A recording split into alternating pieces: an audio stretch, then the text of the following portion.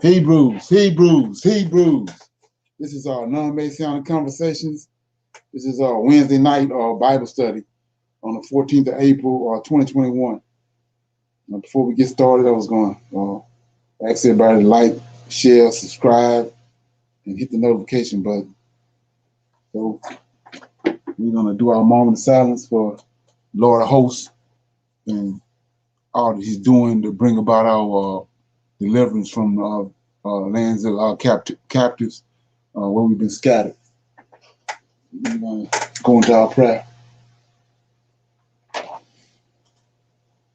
Oh Lord, we come before Thee bowed down with great respect for our Redeemer. Lord, you confess through your prophet Isaiah that you would return unto us, and that you would pour your spirit out upon us. This you have done, O Lord, in great fashion. Because of this, O Lord, we have found you within your holy scriptures, great in counsel, mighty in works, for our eyes are open upon all the ways of men, to give everyone according to his ways and according to the fruit of his doings. O Lord, behold, thou hast made the heavens and the earth by thy great power and stretched out arm. There is nothing too hard for thee. Knowing all these things, O Lord, we eagerly await thy coming, the day in which thou wilt break the yoke of our oppressors. Peace be unto you. Okay. I'll read the Psalms.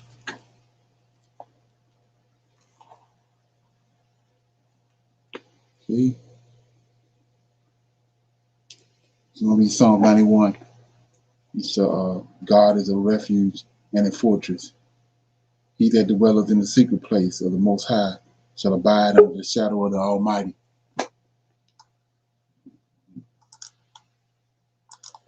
The Almighty, I will say of the Lord, He is my refuge and my fortress, my God, in Him will I trust. Surely He shall deliver thee from the snare of the fowler, and from the noisome pestilence. He shall loosome pestilence. He shall cover thee with His feathers, and under His wings shall thou trust. And His truth shall be thy shield and buckler. Thou shalt not be afraid for the terror by night, nor for the arrow that flies by day, nor for the pestilence that walketh in darkness, nor for the destruction that wasteth at noonday. 1,000 shall fall by thy side, 10,000 by thy right hand, but it shall not come nigh to thee. Only with thine eyes shalt thou behold and see the reward of the wicked. Because thou hast made the Lord, which is my refuge, even the Most High, thy habitation. There shall no evil befall thee, neither shall any plague come nigh thy dwelling, for he shall give his angels charge over thee, to keep thee in all thy ways. They shall bear thee up in their hands, lest thou dash thy foot against a stone. Thou shalt tread upon the lion and adder, the young lion and the dragon shall thou trample under feet, because he hath set his love upon me. Therefore will I deliver him. I will set him on high, because he hath known my name. He shall call upon me, and I will answer him. I will be with him in trouble. I will deliver him and honor him. With long life will I satisfy him and show him my salvation. That's Psalm 91. And it's God is a refuge and a fortress. Yeah, I just want to shine a light on something that like I said, a lot of people read over. So I'm in verses. We discovered on this channel that the Lord of Hosts is an angel, and a matter of fact, it's Michael the Archangel. He's a Redeemer of Israel. So it says right here in verse 11. It says he shall. Verse 11 says, "For he shall give his angels charge over thee to keep thee in all thy ways." Okay. 12. They shall bear thee up in their hands, lest thou dash thy foot against a stone. Thou shalt tread upon the lion and the adder. the young lion and the dragon shall thou trample underfoot. Right?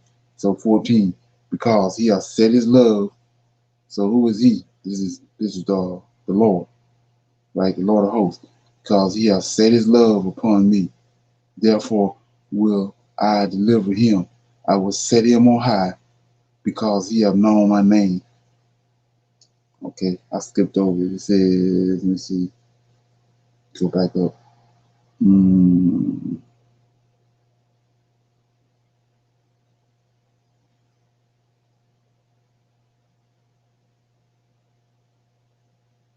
see, see, please.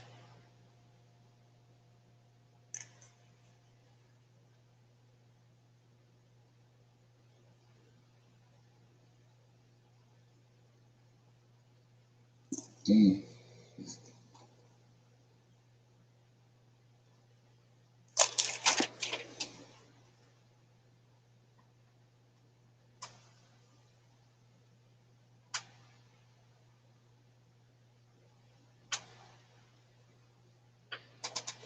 okay, I read over that. So let me go where I was going. Go to the other verse.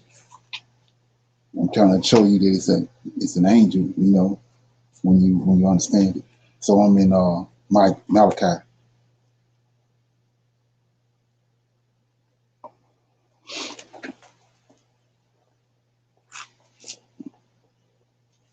Malachi chapter 4, right quick. Just a little need to know thing. It says in verse 2, Malachi chapter 4, verse 2. But unto you that fear my name shall the Son of Righteousness arise with healing in his wings. See that? So the Son of Righteousness shall arise with healing in his wings, and he shall go forth and grow up like a calf of a stall, and he shall tread down the wicked, for they shall be ashes under thy soles of thy feet. In the day that I shall do this, says the Lord of hosts. So notice he says, under his wings. So where the Lord of hosts is got wings. And I read over there in Psalm 91, but I read over it. It says 11, says, for he shall give his angels charge over thee and keep thee in thy way. They shall bear thee up in their hands, lest thou dash thy foot against a stone. So what you have to do, I mean, it's for somebody that's, really off into this, but he says, he shall bear thee up. So when you mean bear thee up, these angels, so he's gonna bear thee up with their wings, with the flapping of their wings. But I thought I had red wings, but I did. Okay. Oh, Shalom, everybody. shalom.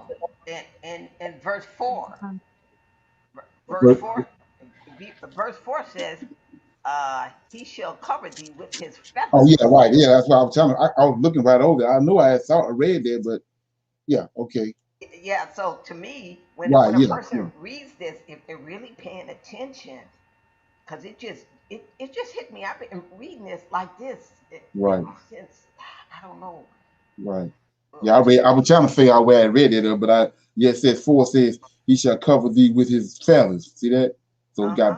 we saw in Malachi, he gonna cover you like with his wings. Now Uh we huh. see right here, he shall cover thee with his feathers and And under his wings. So it's telling you right here, yeah, I ain't dealing with you. exactly. Yeah. Right. So yeah. Okay. Yeah. But like I said, as long as you deal with New Testament, you ain't gonna see none of that because you've been brainwashed. That's right.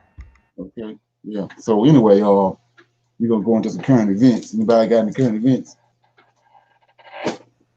Well, I heard, I didn't hear it all, but I heard some of what Dr. Mooney said when she was talking about, she did one on the media, that they're using the media to bring people down, like Magafuli for saying that Right. rest in peace. And then they did the same thing to DMX. Right. And she's saying that that 99 man is not getting any love in Africa. Okay. First, the Mzungus is recognizing him, but the Africans are not. As far as I know, well, according to what she said, but the people I've been in contact with, they ain't saying nothing about that, the 99 man. In other words, that, that they king. Yeah, he ain't getting no love from over there. Right. Yeah, who was the 99 man? The one that just died from Prince Oh, Philip. okay, okay. Yeah, Talking about that Philip. guy. Yeah, Philip. yeah, Philip. Right. Yeah, Okay, yeah, okay. yeah. She mentioned that, and yeah, and like I said, the people I talked to over there, they ain't nobody even said nothing about, they was recognizing or sending condolences. None of that. Mm-mm. Right, Yeah, trust me, our folks know what time it is. right. So Okay. Yeah, so I see right here where they charged the lady for already the officer for killing the guy Dante Wright. I'm gonna read well, a little bit more. she knew that was coming. She had to have known that was coming. She went and retired, resigned. I wouldn't Right, have let her resign. I'd have fired her behind. right. Yeah, and they Says got on. They got on the mayor. You can hear them getting on the mayor. Why'd you let her resign? right. Ain't that something? Yeah. This says Officer Kim Potter charged in death of Dante Wright. Says the former officer who killed 20-year-old Dante Wright was taken into custody and charged with second-degree manslaughter Wednesday, the day after she resigned from the Brooklyn Center Police Department. Washington County Attorney Peter Arpit said that Kim Porter, a 26-year veteran of the police force, is in jail awaiting her first court appearance. The charge carries a maximum sentence of 10 years in prison under Minnesota law. Okay, so that sounds like a little precursor to the other guy. Exactly. Yeah, 10 years, it ain't nothing. No, Police they ain't said, nothing. yeah, police had described the shooting of Mr. Wright as an accident, and the body camera footage showed Miss Porter, 48, shooting shouting the word taser several times before firing a gun. The killing sparked protests and clashes with police on Sunday, Monday, and Tuesday night. Okay, yeah, so yeah, we know that's a setup too.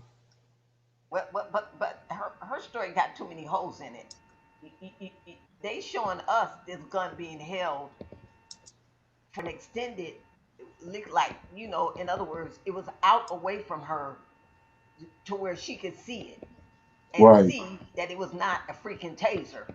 And like the people are saying, they have to carry the taser on one side and the loaded weapon on the other side.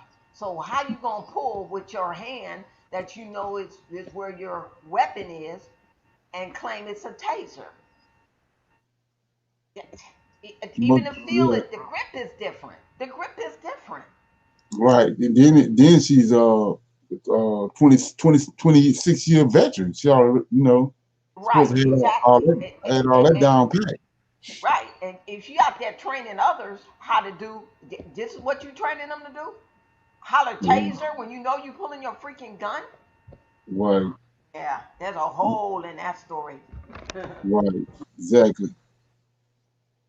Yeah, here we go with the this right here is the Pentagon confirms pyramid shaped UFO footage is authentic.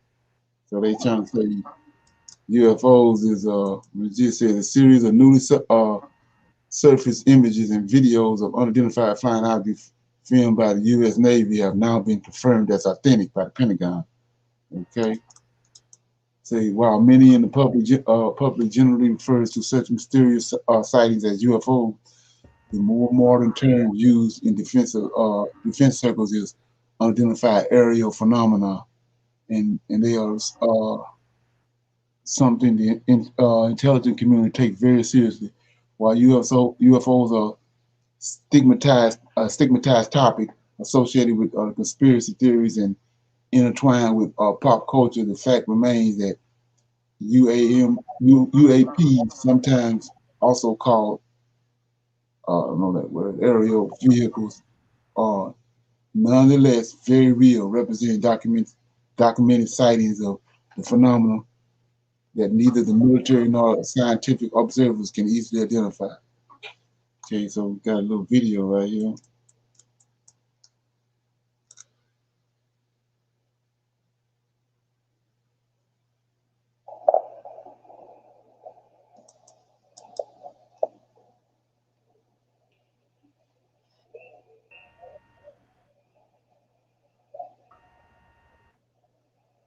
You get some? Mm. Okay. That's not a space shuttle? Nah. It looks like it's a pyramid. It's like a pyramid turned on the side. Oh. Yeah. You did some? Mm. Interesting.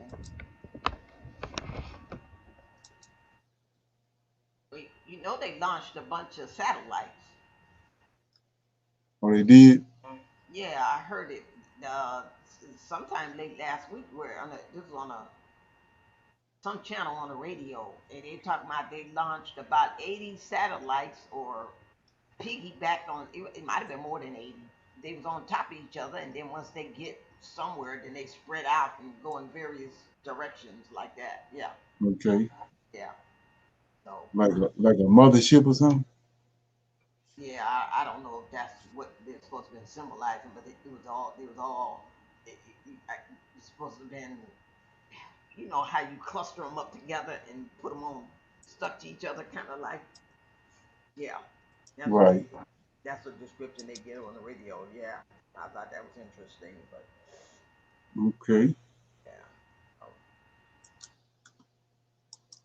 Yeah, this right here is I thought this was kind of suspect too. Right here it says Afghanistan withdrawal draws strong Capitol Hill reaction, making some strange alliances. So it's like he all over the place. So it says President Joe Biden drew swift support and harsh warnings from politicians in both parties for his decision to withdraw U.S. troops from Afghanistan. It's the 20-year mark of the war. This song says Senator Majority Leader Mitch McConnell pulled no punches in responding to Biden's decision to withdraw troops from Afghanistan in September. Preceptuously withdrawing U.S. troops from Afghanistan is a grave mistake. It is retreat in the face of the enemy that has not yet been vanquished. And let's see that education of American leadership. McConnell said on the Senate floor Tuesday. Okay, 20-year war. It's time to end America's longest war. Biden addresses Afghanistan withdrawal today. Okay. Any comments?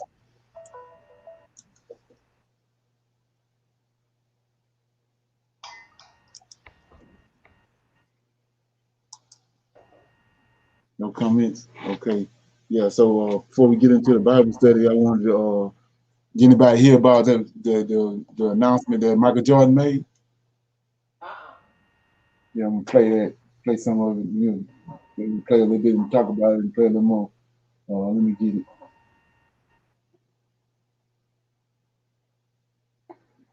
This idea of giving $100 million to the Black community. So I'm going to kind of break some of this down and talk about Michael Jordan and the fact that I'm very proud and happy that he's making this commitment, but to also talk about some of the subtleties that we want to keep in mind as we evaluate the impact of these commitments, because everybody has something good to say in terms of what they're trying to do to help solve the problem. The question becomes, are they actually solving the problem? So we're going to break some of this down. Get comfortable, buckle up your seatbelt. We're going to get started on the Black Financial Channel right now.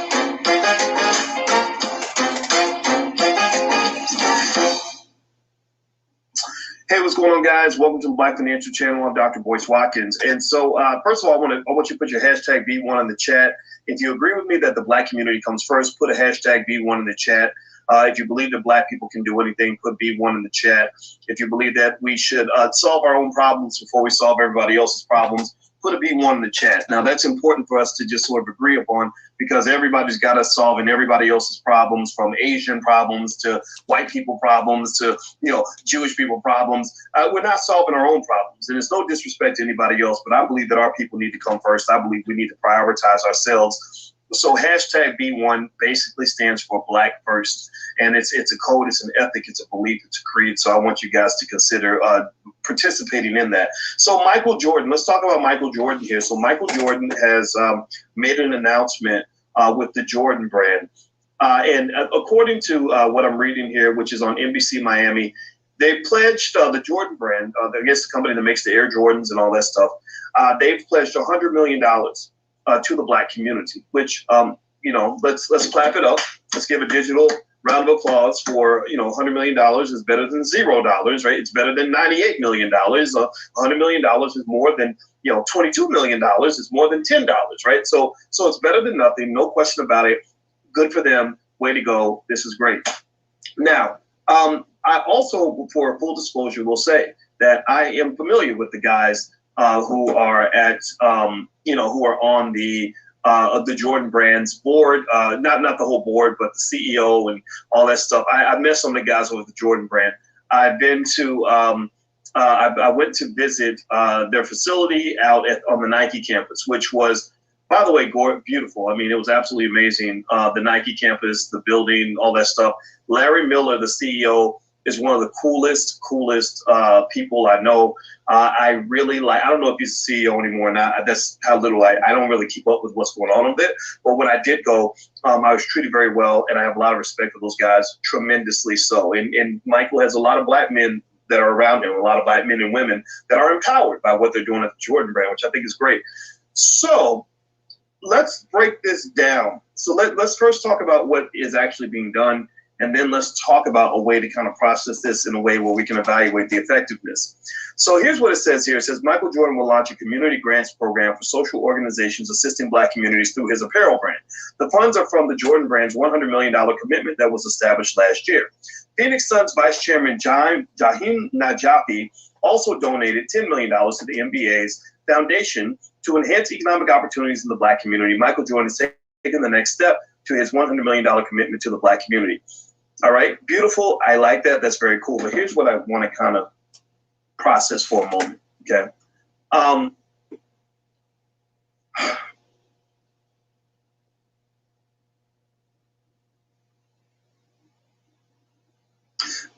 The Jordan Brand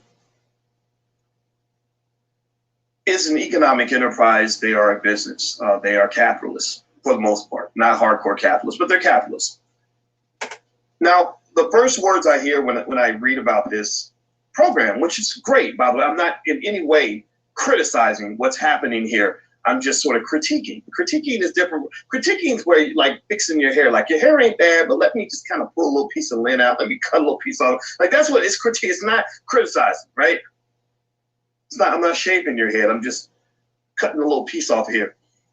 Two words that came to mind that I actually think we might want to reconsider are, if you read this again, it says Michael Jordan will launch a community grants program for social organizations assisting Black communities. So the words are grants and social. Why do those words bother me? Well, because what tends to happen is that we have a big problem, and this is what I want you to focus on in this conversation. We have a big problem where the reason the Black community can't really move forward and become economically competitive is because the Black community has been pretty much always been identified as a charity case. Like think about it. My beautiful Black woman that I'm about to marry, she's a social worker. I'm more of a capitalist than a social worker. I'm not cut out to be a social worker. She's the person that will sit there with the drug addict who's been homeless and say, oh, well, it's because of what he went through as a child, and that's why he can't take care of his children, because he's not confident and can't get a job, and he's in the drugs. It's like a disability. Now, I think there's a role for that. That's very important work. Don't get me wrong. I respect it so much. But I'm not really cut out to be a social worker. I'm not the guy that's going to sit there with another able-bodied black man and look him in the eye and say, oh, I understand why you didn't take care of your kids. It's because your mommy hurt your feelings when you were little, and you're sad, and life is hard, and that's why your children have to starve to death. I'm not that guy. I'm the guy who's going to say, Negro, get up off your ass and go do what you got to do. Come on, man up. After we finish feeling sorry for you and treating you like a little baby, we're going to start pulling the man out of you. We want you to be prepared for competition. And you see, now here's the point. Make sure this is clear. This is important. There's a balance to this, right? There is room for the nurturing and the touchy-feely and all of that, for sure. That's why I married this woman, because she reminds me of my feminine side. Like, she helps bring that out of me, so I don't become too much of a chest-thumping gorilla in everything that I do. I think that's a good thing. But there's a point where the charity has to stop, and you must get to the point of actually empowering people. There must be a point where you stop giving fish and you start teaching people how to fish.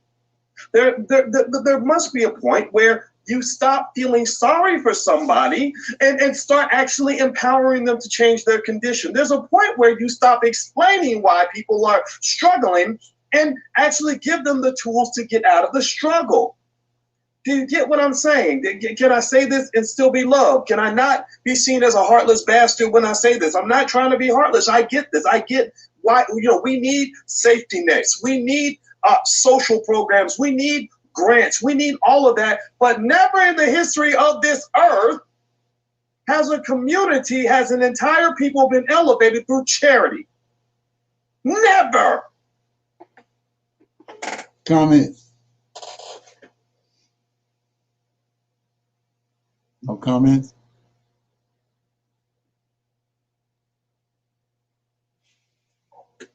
Okay.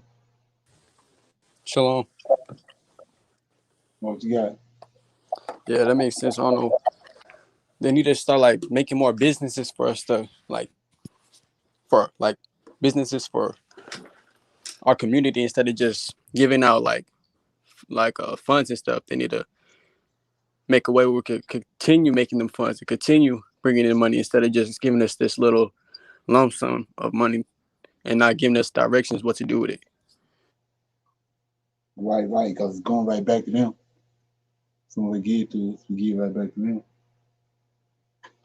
But me myself, I think if they was serious about, empowering us and all that, it would give us, opportunity or option to leave. We ain't necessarily even got to give you no money. Just, give you the opportunity to leave, because what you're saying is it ain't gonna happen here. Right. It's gonna happen. It happened in Africa, and then other places too. But it definitely happened in Africa. But it ain't gonna happen here. These people it ain't gonna happen. So they fake Jaking, long as they doing that. You had Martin Luther King and especially Malcolm X, I think, kind of hinted to it, and Farrakhan about giving us a couple of states and all that. We don't know. We need to, give us option to leave. To go back where you got us from. Give us that option. So it ain't gonna happen here. This place here it's got too many demons here. Right. Yeah, and I think that the number one fact that sure he may be giving out money to the black community, but where's that community located? In the United States. Right. What you need to be doing is giving that money. In other words, if folks want to follow the money, follow it over to the continent. Right. Exactly. Get that money out over there, because it's like beating a dead horse here. Ain't nothing popping here. That right. like you hear everywhere. Just about all the social media where black people are narrating. They're telling Babylon is falling, and you just look all around. It's falling. Even the things that doing to us lets you know this place is falling because you can't keep doing the same thing in the midst. A perfect example, Minnesota. You can't keep doing the Right. same thing and on trial for right now today, and they keep pretty soon somebody gonna like strike the right match in the right place, and that's gonna the whole it's gonna set a few things on fire. Right. So I think he need to if he want to blast his or put his money on blast, put the money on blast in the continent. And those who are willing to go and build, at least you can call that your own over there. You can't Right. do that here because you still paying. You still gotta pay a yearly tax over there. You buy it, that's it. You might have to pay a little something, da da da. But it's not like it's gonna be a lifelong thing. You know, Right. it'll be yours. For real, for real, for real. Right. Right. And up until today, it was the powers that be. It was taboo for any black man to come out and make any kind of gesture toward the black community. So you already know this a setup. Esau, this something dealing with Esau, and it's a sign of things to come. Because this same thing right here is tied to what um what's the guy name? The little guy that's all he in the news now. The rapper. DMX. No, the one that went to Ghana. Ti. Oh, And Ti, then Ice Cube jumped on the bandwagon. Now, we got Jordan. And when like I said, just 5 years ago, they would get killed for this. Anytime a established black person would start showing any kind of empowerment or trying to put some of his money toward blacks in a major way, they always came up missing. right. So we know this. We know this a plot. There's a plot right here. You know, there's a plot. You'll see. Okay, so we play a little more, then we could do something else. To join corporate America. That's great, good for them, but that's not going to help the masses. Or we're going to go and we're going to create a little program where we're going to give you a free pair of sneakers if you make good grades. Well, no, that's not going to do it. I'm sorry. So it'll be a bunch of more in coming weeks and All right, months. yeah, we're That's gonna gonna go come and out too. Do the same we're thing gonna he's create a doing. social program Boule. with a grant. It's gonna be a one-time grant where you will have the money to create a community center. Okay, community centers are great. Sure, fine. I went to community center as a kid, but that didn't make a difference in my life. That did not make a difference in my life. In my quest for manhood and freedom and strength and prosperity.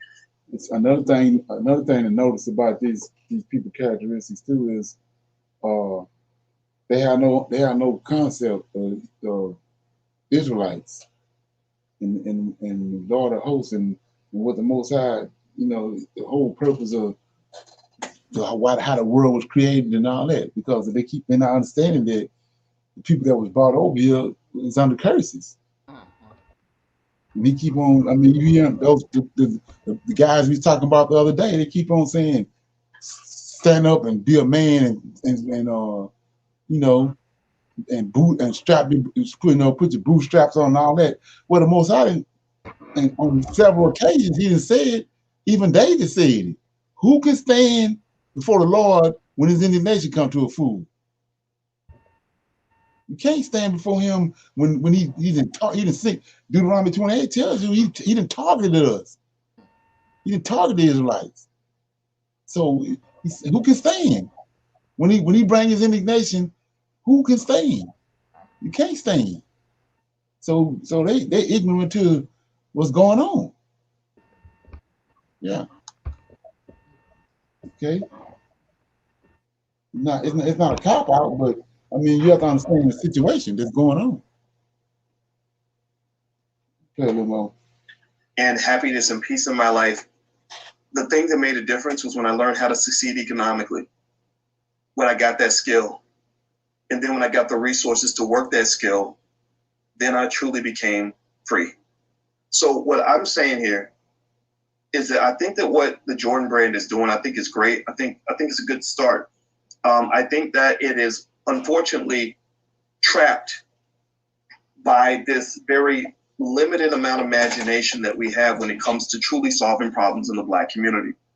My background is mathematics, and in mathematics, you can't actually get a good grade on your test by pretending to solve a problem. You only get a good grade if you solve it. You can't. You don't get credit for trying to solve the problem. You don't get credit for just throwing a couple of resources at the problem. You get credit for solving the problem, and then your progress is being measured in an accurate way. So I think the question becomes, when we're talking about all the problems we have in the community, all the challenges we have, how many people are really solving the problem versus pretending to solve the problem? Versus Okay, I'm gonna get out of that. Anybody else got any more comments on that? Okay, so what I'm gonna do right here is open up for for some little Q&A before I start the class. What I'm doing it for the class is I started a couple weeks ago. I'm just doing chapters out of Isaiah. Right now I'm on chapters. Tonight I'm gonna be on chapter 7 and 8, which is pretty interesting because you'll see in a minute we break it down. But right now we're gonna do a little Q&A. Anybody have anything, questions that they came across, comments about anything they dealt with or they saw? Nobody? Okay. I'm gonna start with Isaiah chapter 7. Tonight I'm reading 7 and 8. So let me get it.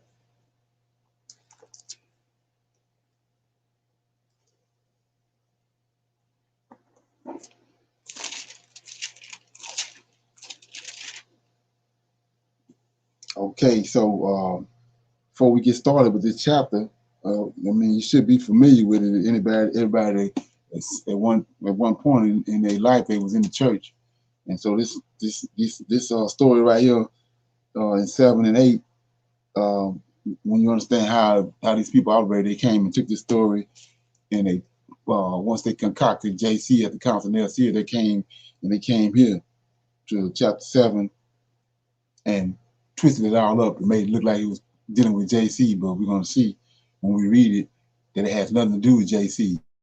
And because of what they done when they came and twisted this up, it brings chapter 8 into play.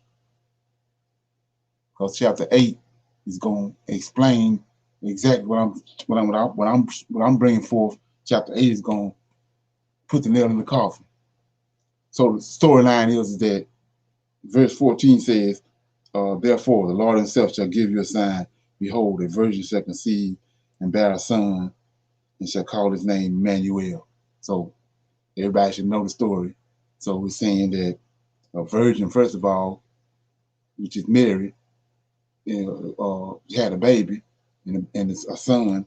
The son was Jesus, and it tells you in verse 14 his name is supposed to be called Emmanuel, but we know it's Jesus. So was his name Jesus or his name Emmanuel? Which one is it? So anyway, so we're gonna start to pick up the story. Let me go back over here first. So what's going on is Israel is in sin, right? And I told you about the Most High got a covenant with Israel that no matter with that he got a covenant with David that David might have it's always going to be a son. A son is always given by the Lord of hosts through David to the nation of Israel. It's always a king that's going to be on the throne out of David's lineage. But a lot of them was wicked, but he got a promise with David. He always going to bring a son on the throne like David. Israel might go through 2 or 3 wicked kings, but the Most High is going to always bring a righteous one up. What you would call a reformer. He's always going to bring them back to the Lord of hosts, just like David did. So let's look at that. So I'm back in chapter 1. So remember that when you go to the son, it's a son, it's always a son given by the Lord through David. So it says right here, the prime example is the very first verse in Isaiah chapter 1. Verse 1 says, the vision of Isaiah, the son of Amos, which he saw, this Isaiah, during his lifetime, concerning Judah and Jerusalem in the days of Uzi, this is a king out of the lineage of David. Jotham, he's a king out of the lineage of David. Ahaz, he's a king out of the lineage of David. And Hezekiah, king of Judah. When you go and look at these men and do your research on them, Uzziah was wicked as hell. Jotham was wicked as hell. And we know Ahaz was wicked as hell. Then the Most High, just like he promised David, he brought forth Hezekiah. All four of these men are sons that are given. They became kings. They was given to Israel. But the first three is wicked. Then Hezekiah came. So now let's pick it up. I'm in Isaiah chapter 7. So it says, that's the storyline. They wicked, and Most High is getting ready to bring punishment on them, because he got a covenant with David too, that if they don't do right, he's gonna bring some wicked people to chastise them. So I'm in Isaiah chapter 7, verse 1 says, it came to pass in the days of Ahaz. See that? The Ahaz I just showed you was 3 wicked kings. Ahaz the last one. So it says, and Hezekiah gonna come after him. So it says, it came to pass in the days of Ahaz, the son of Jotham, son of Uzi, king of Judah, that Rezin, the king of Syria, and Pecan, the son of Remaliah, king of Israel, went up toward Jerusalem to war against it, but could not prevail against it. And it was told to the house of David. See that? Who the house of David? Ahaz, Uzi, Jotham, and Hezekiah. That's the house of David. Said, and it was told to the house of David, saying, and at this particular time, the son that's on the throne is Ahaz. It says, and it was told the house of David, saying, Syria is a confederate with Ephraim, and his heart was moved, and the heart of his people, as the trees of the woods are moved with wind. Then said the Lord unto Isaiah, go forth now to meet Ahaz, thou and Sheshbazzar, I can't say that name, Shehazabah, thy son, at the end of the conduit of the upper pool in the highway of the fullest field. So let's look at it. We're going all the way in. So Lord of hosts, who was the Redeemer, he does all the Most High work, beating for him, both in heaven and on the earth. So he got a covenant with David. And we see there's three wicked kings that's been in Israel, one after the other one. We're on the third one. So now the Most High got a problem with that. Lord of hosts got a problem. So the prophet is the one, the seer. They call him a prophet as a seer. Why is he called a seer? Because he can see the Lord. All the rest of the Israelites don't see him. But the prophet can see him. He's talking to him. So concerning his covenant with David, remember that. Concerning the covenant with David, in verse 3, he says, then said the Lord, concerning David. Then said the Lord unto Isaiah, go forth now and meet Ahaz. Ahaz, out of David's son, out of lineage. Right? It's all about his covenant with David. Thou and Sheshbazzar, thy son. So this Ahaz son. This Ahaz son. Remember that. At the end of the conduit to the upper pool in the highway of the fullest field. And say unto him, say unto Ahaz, David's son, take heed and be quiet, fear not, neither be faint-hearted, for the 2 tails of these smoking firebrands, for the fierce anger of Rezin with Syria and the son of Remaliah. So who is he talking about? These 2 firebrands. Verse 1. And it came to pass in the days of Ahaz, son of Remaliah, son of Jotham, son of Uzi, king of Judah, that Rezin, this 2 kings, 2 firebrands, Rezin, king of Assyria, and Pecan, the son of Remaliah, king of Israel, these his brethren, went up toward Jerusalem to war against it. So they going, these 2 kings right here, then came together to go up to war against Jerusalem, right? That's what he's talking about in verse 4. He says these 2 tails of smoking firebrands. That's what he's talking about. 5, because Syria Same to Ephraim and the son of Remaliah have taken evil counsel against thee, saying, look what they're trying to do. Now remember, the Lord of hosts got a covenant with David.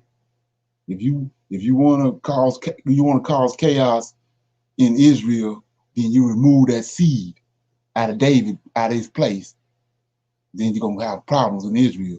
So verse 6 says, what they want to do is, verse 6 says, let us go up against Judah. See, they already got a problem right there. Let us go up against Judah, vex it. How you gonna vex Judah? And let us make a breach therein for us, and set a king in the midst of it, even the son of Tabor. See that? So that's a whole nother lineage of men that they ain't even Israelites. So they want to take this man right here, Tabor, and put his son, and take Ahaz out of the picture, David's lineage. They want to take David's lineage out of the picture and put this son right here, Tabor, in his place. So keep in mind where we're going. Verse 14, therefore the Lord himself shall give you a sign. Behold, a virgin shall conceive and bear a son, and shall call his name Emmanuel. So let's look at it. We're going all the way in. So he says, chapter 7, verse 3, then said the Lord unto Isaiah, go forth now and meet Ahaz, thou and this guy Shirajah, thy son. So Isaiah got a son, boy, right here, right? Then they want to go in verse 6, they want to take the son of Tabor and replace him and put him in over king over Israel instead of Ahaz, David's son. So out of these three sons right here, this is the son he's talking about that's dealing with verse 14. Ain't got nothing to do with nobody in the future. It's a dead cat on the line. So verse 7 says, thus says the Lord God, that's the Lord of hosts, it shall not stand. See that? What ain't gonna stand? You ain't gonna take the son of Tabor, and put him in the place of Ahaz, David's son, because the Lord of hosts got a covenant with David. So he tell him in verse 7, thus says the Lord God, it shall not stand. This ain't got nothing to do with JC or the Council Nicaea or the New Testament, nothing. So he says, thus says the Lord God, it shall not stand, neither shall it come to pass. For the head of Syria is Damascus. That's one of these firebrands. And the head of Damascus is Rezin. That's the other one. And within 80, see this? Not 500 years later, within 65 years, that's 65 years, shall Ephraim, one of these kings, be broken, that it be not a people. And the head of Ephraim is Samaria, and the head of Samaria is Remaliah's son. If ye will not believe, surely ye shall not be established. So he's telling them right here, if you don't believe me that I'm going to do this, then you ain't going to get established. This is what he sent Isaiah to tell Ahaz. In verse 3, then said the Lord unto Isaiah, go now and meet Ahaz. So he talking to Ahaz. This ain't got nothing to do with JC or Paul, Matthew, Mark, Luke. Ain't got nothing to do with none of them. So he says 9 and 10. Moreover, the Lord spake again unto Ahaz. See that? The son is Ahaz, saying, ask thee a sign of the Lord thy God. Ask it either in the depths or in the heights above. So Ahaz, Isaiah told him, you know who the Lord is, Lord of hosts. What you want him to do, right? So Ahaz come back because he's sharp. Verse 12 says, but Ahaz said, I will not ask, neither will I tempt the Lord. He got some sense. 13, and he said, Isaiah said, hear ye now, O house of David. See that? That's because he's out of the seed of David. Ahaz is. It is a small thing for you to weary men, but will you weary my God also? Now, here we go. Now we at verse 14, the brainwashing. 14, therefore the Lord himself shall give you a sign. What are you talking about? The sign about these two men that they want to come and take away Ahaz out from being a king, and they want to put this son from this guy Tabor in his place to vex Israel, to cause a problem within the nation of Israel. So he says, 14, Therefore, the Lord himself shall give you a sign. Behold, a virgin shall conceive and bear a son, and shall call his name Emmanuel. See that? So what else we discovered? Verse 3, Isaiah got a son called this Shearja. I can't say the name of it. That's one of his Isaiah sons right there. He told him, take this boy right here with you when you go to talk to Ahaz. Now he goes over here. Ahaz told him in verse 13, he said, hear now, talking to Ahaz, O house of David, it is a small thing for you to weary men, but will you weary my God? As Isaiah talking about the Lord of hosts. So did Isaiah turn around and tell him, therefore, the Lord of hosts himself, our Israel Redeemer, shall give you a sign. Behold, a virgin shall conceive and bear a son, and shall call his name Emmanuel. Okay, so we're going to see who this Emmanuel is. Because when JC was born, the story goes, his name was called Gabriel. Gabriel told him the name of Jesus. But right here, it says, call his name Emmanuel. So why is he saying Emmanuel? Now watch this. Verse 15. Butter and honey, this boy, his son. 14. Therefore the Lord himself shall give you a sign. Behold, a virgin shall conceive and bear a son, and shall call his name Emmanuel. Now, the same boy, Emmanuel, butter and honey shall he eat, that he may know to refuse the evil and choose the good. So you say, what you talking about? Why you reading that? 16. For before the child shall know to refuse evil and good. It don't take 500 years for no son, no little boy to figure out evil and good. JC came 500 years later. He tell you right here, butter and honey shall this boy Emmanuel eat, that he may know to refuse the evil and choose the good. For before the child shall know to refuse the evil and choose the good, the land that thou abhorrest shall be forsaken of both her kings. What kings? Isaiah chapter 1. Isaiah 7:1. It came to pass in the days of Ahaz, son of Jotham, son of Uzi, king of Judah, that Rezin, king of Syria, that's one, and Pecan, son of Remaliah. That's you talking about right here in verse 16. For before this child, Emmanuel, shall know to refuse the evil and choose the good, the land that thou abhorrest shall be forsaken of both her kings. 17. The Lord of hosts, the Redeemer, shall bring upon thee and upon thy people and upon thy father's house, David's house, that's his Messiah, days that have not come from the day that Ephraim departed from Judah, even the king of Assyria.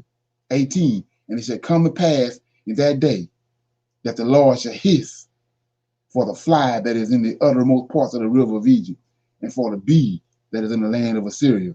And they shall come and shall rest all of them in the desolate valleys and in the holes of the rocks and upon all the thorns and upon all the bushes. That's these two armies. 20. In the same day shall the Lord shave, yeah, it's the Lord of hosts, shall the Lord shave with a razor that is the real that is hired, namely by them beyond the river, by the king of Assyria, and the head and the hair and the feet, and it shall also consume the beard. And it shall come to pass in that day that a man shall nourish a young cow and 2 sheep, and it shall come to pass for the abundance of the milk that they shall give, he shall eat butter and honey shall everyone eat that is left in the land. And it shall come to pass in that day that every place shall be where there was 1,000 vines at 1,000 siblings, it shall even be for briars and thorns. With arrows and with bows shall men come hither, because all the land shall become briars and thorns. And on all the hills that shall be digged with a mattock, there shall not come hither the fear of briars or thorns, but it shall be for the sending forth of oxen and for the treading down less. So he's telling the Lord of hosts told Isaiah to tell Ahaz, you ain't got to worry about that, because when they get here, they're gonna come, but I'm gonna knock all of them off. They ain't gonna come. They're not coming here. They're not gonna accomplish what they want to do in verse 6, which is let us go up against Judah. David is the Lion of Judah. He the Messiah. He said, let us go up against Judah, vex it, and let us make a breach therein for us, and set a king in the midst of it, even the son of Tebal, right? Now, here we go. I broke that down. You know, you can fumble with it if you want to. Everybody that's listening in YouTube world, you can fumble with it if you want. So verse 14 says, therefore the Lord himself shall give you a sign. Behold, a virgin shall conceive and bear a son, and shall call his name Emmanuel. So Isaiah told Ahaz this. So this virgin, when you go to the Hebrew, that word is a woman of marriageable age. She's a woman of childbearing age. That's what that means. It means bula. And when they translated it, when they hoodwinked it, because when they stuck JC over here, they hoodwinked it and put virgin there. But it means woman of marriageable, a woman that's of childbearing age. She could be married, or she don't have to be married, but she's a woman of child, capable of having a child, right? So you say, well, what you talking about? What you mean? Well, look, I told you chapter 8 was going to break it all down for us. Chapter 8, verse 1. Isaiah told him in 7 and 14, therefore, the Lord himself, Lord of hosts, shall give you a sign. Behold, a virgin shall conceive and bear a son, and shall call his name Emmanuel. Well, I showed you. Isaiah already got one son over here that came with him to the pool in verse 3 to meet Ahaz. Now, he said right here, it's a woman of childbearing age going to have another sign. That's going to be another son named Emmanuel that's going to be an example for, going to be a sign for you. Well, who is this woman of marriageable age? I mean, of childbearing age. Chapter 8, verse 1. Moreover, he's going right to do the Lord's business. Right here, chapter 8, verse 1. Moreover, the Lord said unto me, Isaiah, take thee a great roll and write in it with a man's pen. Put pen concerning Maha. This is another boy. It's the third son. It's the third son of Isaiah right here. I know you ain't never seen all this. And then you got to ask yourself, how do I know it? So he says, concerning my this third son. And I took unto me, dealing with 7 and 14. I took unto me a faithful witness to record Uriah the priest and Zechariah the son of Jechobah. Why?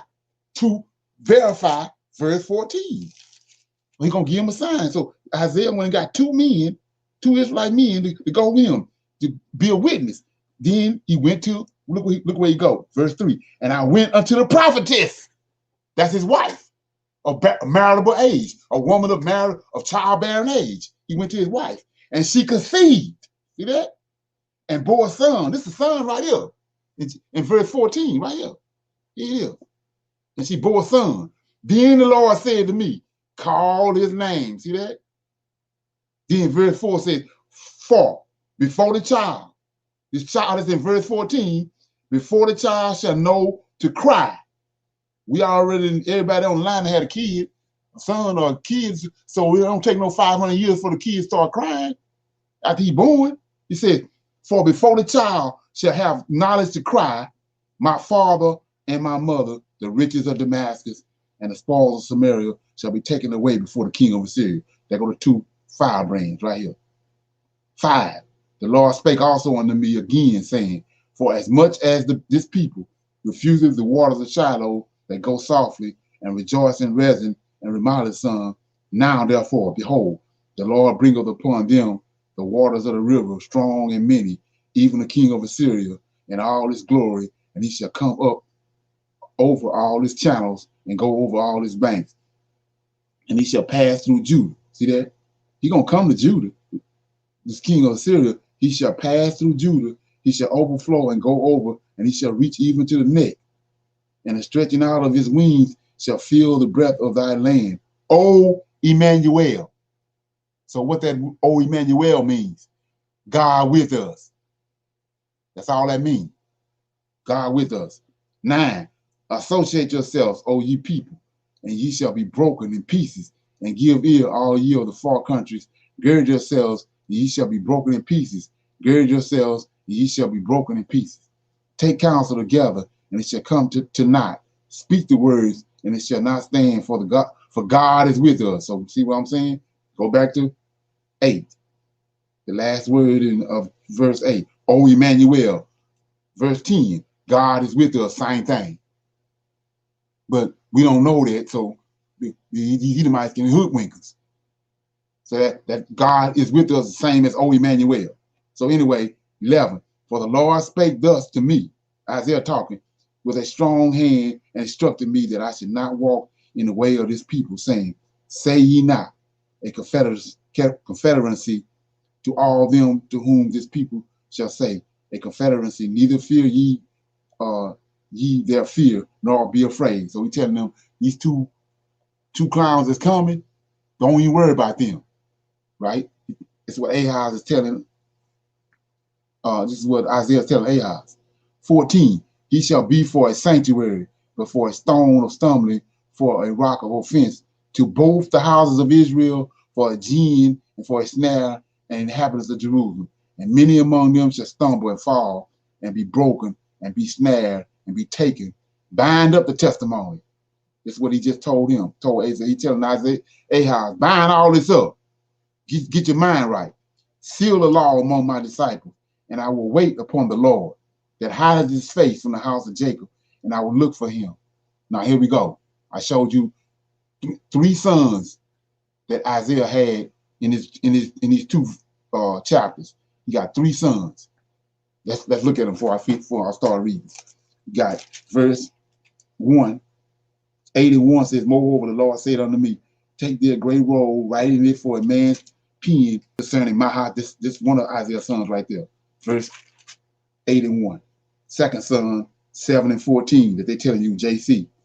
Therefore, the Lord himself shall give you a sign. Behold, a virgin, Isaiah's wife, Bula, shall conceive and bear a son, and shall call his name Emmanuel. That's the second one. Chapter 7, verse 3 says, then said the Lord unto Isaiah, go forth now and meet Ahaz, thou and thy son. So there go the 3 boys right there. Now, I'm back over in chapter 8 and 16. Chapter Isaiah 8, verse 17. I'm going to 18 to show you these 3 sons. And I will wait upon the Lord that hides his face from the house of Jacob, and I will look for him. Behold, I and the children whom the Lord have given me. That's the 3 boys I just showed you. Now one of them ain't named JC. He said, behold, I and the children whom the Lord have given me are for signs and wonders in Israel from the Lord of hosts, the Redeemer of Israel, which dwelleth at Mount Zion. Yahweh dwells in the heaven of heavens. There's a whole other story going on. And these clowns and sent us all down Prim Road. I know they sent me down Prim Road for 40-something years. So anyway, I'm going to finish the reading of chapter 19. And when they shall say unto you, seek unto them that have familiar spirits, and unto wizards that peep, and to that mutter, should not a people seek unto their God, for the living to the dead, to the law, and to the testimony? If they speak not according to this word, it is because there is no light in them, and they shall pass through. It is hardly be stayed and hungry, and it shall come to pass that when they shall be hungry, they shall frat themselves and curse their king and their God, and look upward, and they shall look up. They shall look unto the earth, and behold trouble and darkness and dimness and anguish, and they shall be driven to darkness. Now, okay, I told you I was going to read Isaiah chapter 7 and verse 8. Chapter 7 and chapter 8. But I'm going to read this, and I'm going to pick it up again next week. But to add to this, because everybody know this story. Everybody know that Isaiah 7 and 14, that these Gentiles told us that was Jesus Christ. I just showed you that's not so. So now I'm over here. There's another verse they told you with JC in chapter 9, the birth of the Prince of Peace. They tell you that's JC. Now let's go back. Isaiah chapter 1 says, Most High got a covenant with David. He's going to be some wicked kings, but he always going to bring forth a righteous one. It'll be 3 or 4 wicked ones. Then the promise he got with David, he's going to bring up a righteous seed on the throne. So I showed you in Isaiah 1. It says, Isaiah chapter 1 says, Isaiah 1 and 1, the vision of Isaiah, right? The son of Amos, which he saw concerning Judah and Jerusalem in the days of Uzi, he wicked as hell, Jotham wicked, Ahaz wicked, and then Hezekiah. We know, anybody know anything about this book, know that Hezekiah was righteous. So that's the Most High promise right there in your face, but you don't know how to break it down. So now let's go over here. Isaiah, and I just read Isaiah is talking to Ahaz in both Isaiah 7 and 8. Now we in verse 9. So the next person that coming on the throne is gonna be Ahaz. I mean, gonna be Hezekiah. So 9, the birth of the Prince of Peace. Nevertheless, dimness shall not be such as was in her vexation, when at first he lightly affected the land of Zebulun and the land of Zeteli, and afterwards did more grievously afflict her by the way of the sea, beyond Jordan, in the Galilee of the nations. The people that walk in darkness, they walked in darkness because they got 3 wicked ass kings that ruled over Israel. They in darkness, have seen a great light, that dwelleth in the land of the shadow of death. Upon them have the light shine. Thou hast multiplied the nations and not increased the joy. They joy before thee according to the joy of the harvest, as a man rejoiceth when he divided the spoils. But thou hast broken the yoke of his burden and the staff of his shoulder and the rod of his oppressor, as in the day of Midian. For every battle of the warrior is with confused noise and garments rolled up in blood. But this shall be the burning and the few, right? So Ahaz died. Ahaz getting ready to die. So he says, 6, under us a child is born, right? Under us a son is given. The government is upon his shoulder, and his name shall be called Wonderful Counselor, the Mighty God, the Everlasting Father, the Prince of Peace. Of the increase of his government, see that? Peace, there shall be no end. Upon the throne of David and upon his kingdom, to order it and establish it with judgment and with justice from henceforth and forever. Who gonna do all this? The zeal of the Lord of hosts, Israel Redeemer, will perform this. What are you doing? Hezekiah. He bringing forth Hezekiah. Ahaz, Uzi, Jotham, and Ahaz is wicked as hell. Now Israel, Most High brought a light. The Lord of hosts brought a light, just like he promised David. He brought a righteous son upon the throne of David. That's Hezekiah. Okay, so like I said, I'm gonna open it up for any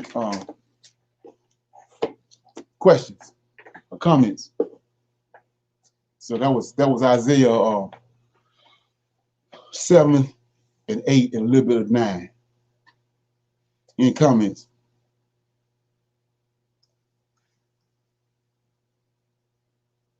No comments? Did anybody get anything out of there? Did anybody get anything out of there?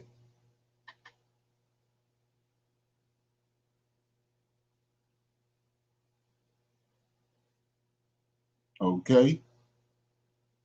No comments? No questions? I guess I just kind of want to know a little bit more about Hezekiah. Okay, Really... let's look at it. Matter of fact, I'll go back. Go to 2 Kings. Let me show you what I'm talking about. Yeah, you got it.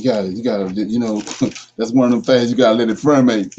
Because you never thought in 1,000 years that all that was in that in those scriptures. Okay, let me get this.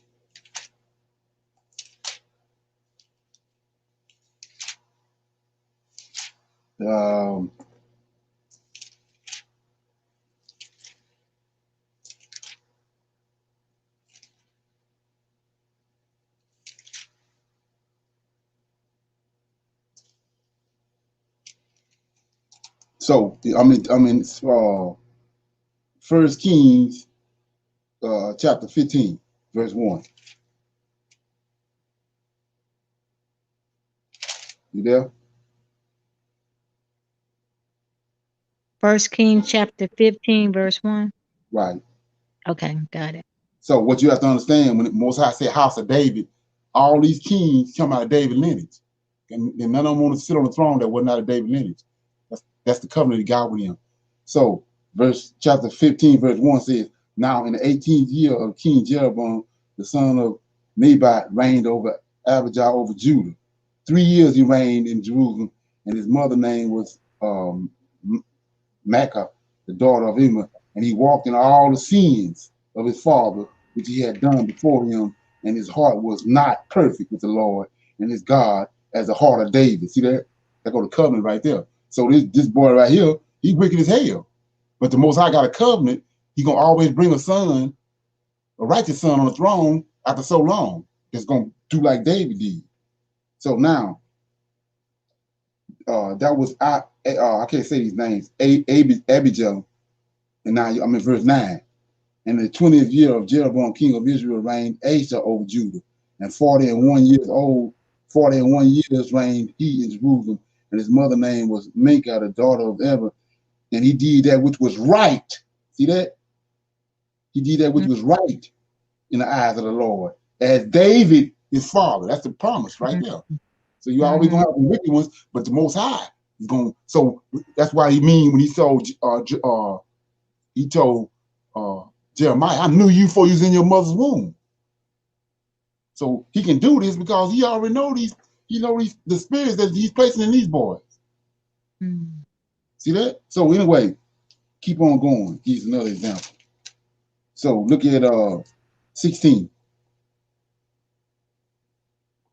Let me get it.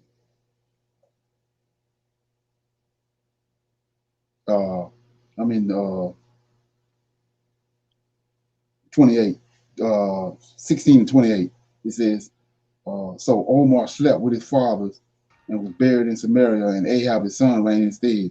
And in 31 and 8 years of Asa king of Judah began to Ahab son of Omar to begin to reign over Israel, and Ahab the son of Omar reigned over Israel in Samaria 22 years.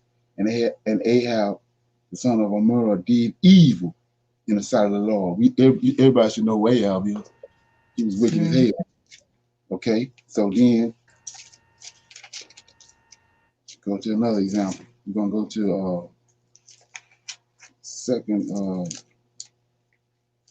Okay, this Hezekiah. You asked a question about Hezekiah. I'm in 16, 2 Kings chapter 16, verse 19.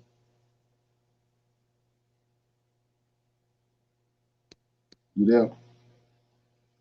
Now the rest.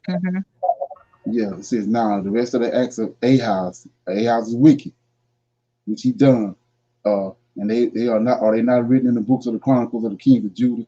And Ahaz slept with his fathers, and he was buried in his fathers. He was buried with his fathers in the city of David, and Hezekiah's son reigned in his stead. Right. So let's keep going.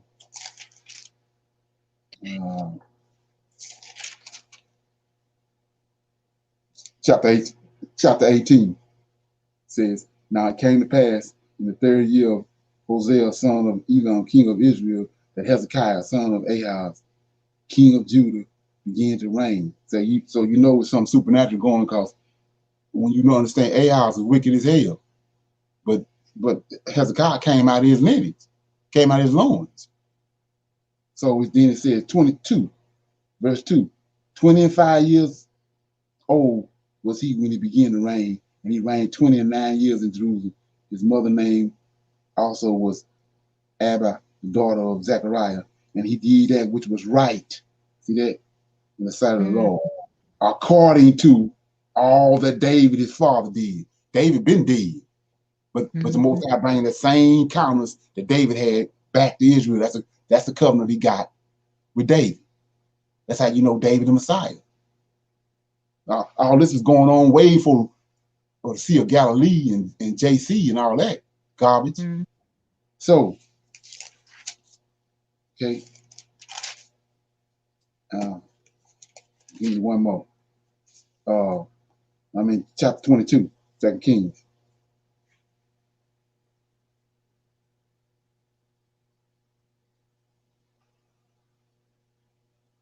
So I'm gonna start at verse 19 because this Amon reigned over Judah. Amon was 22 years old when he began to reign, and he reigned 2 years in Jerusalem. And his mother name was, I don't know her name, daughter of Hezron of Jabin.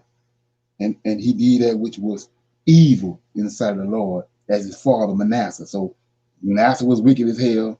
You probably want to go do the research on Manasseh. Manasseh, and then Manasseh's son Amon wicked. Right?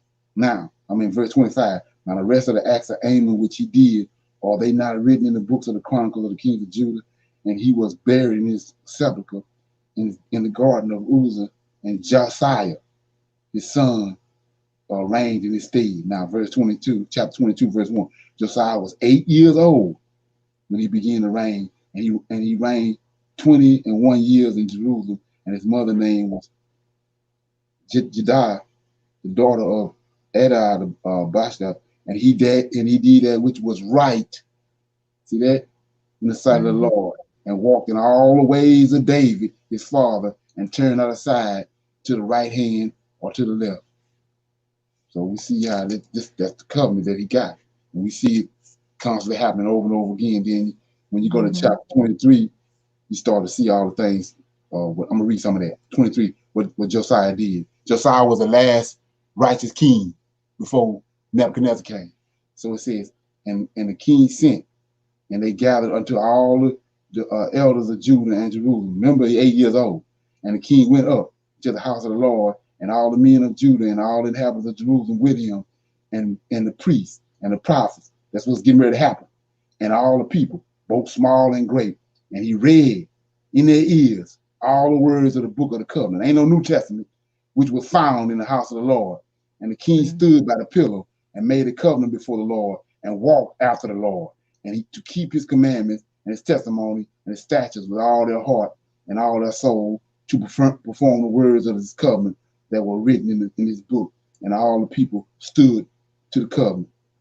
It says before, and the king commanded Hilkiah the high priest, and the priests of the second order, and the keepers of the door, to bring forth out of the temple of the Lord all the vessels that were made for Baal, and for the grove, and for all the hosts of heaven, and burned them without Jerusalem in the field of Kidron, and carried the ashes of them unto Bethel.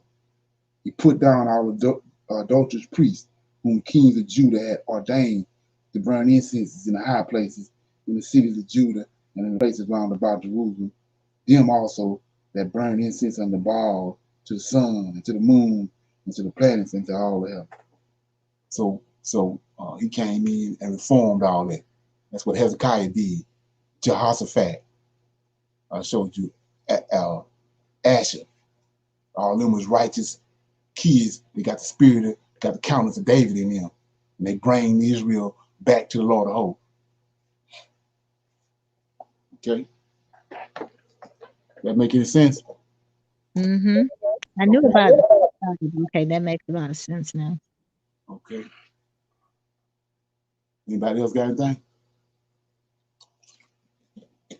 Okay, I see a question over here. Let me see.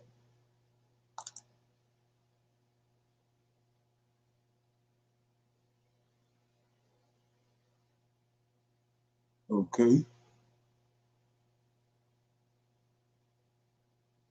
Okay. Okay. Yes. Anybody else got a question? Comments? So anything they heard?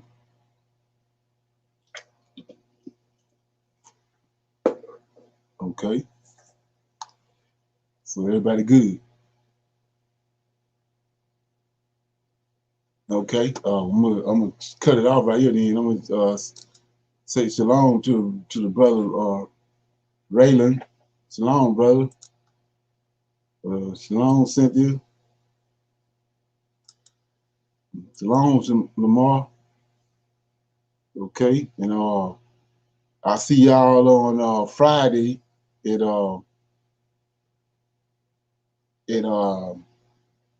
8 o'clock. But I don't know if some of the people were on here Monday, but I got a advanced Bible study class conversation Saturday evening at 5, and then that's part 1. Then the next day I got Sunday at 5 o'clock. I got part 2, and then we're gonna try to open it up for people, try to get a lot of people, get some people some understanding that might chime in. So I'm gonna play this here. Then we're gonna. Is that gonna be on this link or on YouTube? It's on this. It's on this platform. No, Make Sound Conversation. Okay.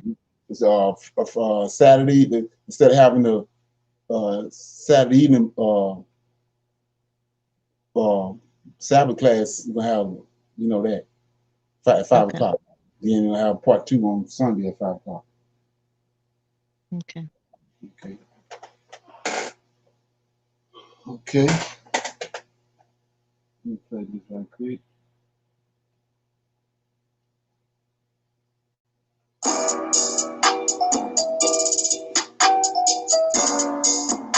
Yeah, this is King Malachi.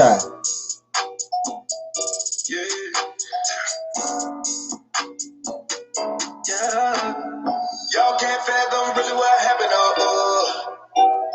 400 years these folk been sucking our blood. Wants to make our living out of the mud. These folks think they keep on killing our blood. Yeah. We sick and tired of this place. We sick and tired of this place. We sick and tired of this place. We sick and shit that we take the place. We sick and tired of this place. Tired of this place. We sick and tired of this place. We sick and tired of this place. Lord, we pray we turn back home. It's been hell been here. Lord, we pray we turn back home. It's been hell been here. It's been hell been here.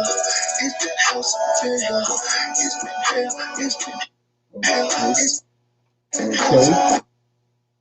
Okay. I ain't gonna play all of it. Shalom. I'll see y'all on Friday at 8 o'clock. Shalom. Yeah. I hope y'all got something out of it.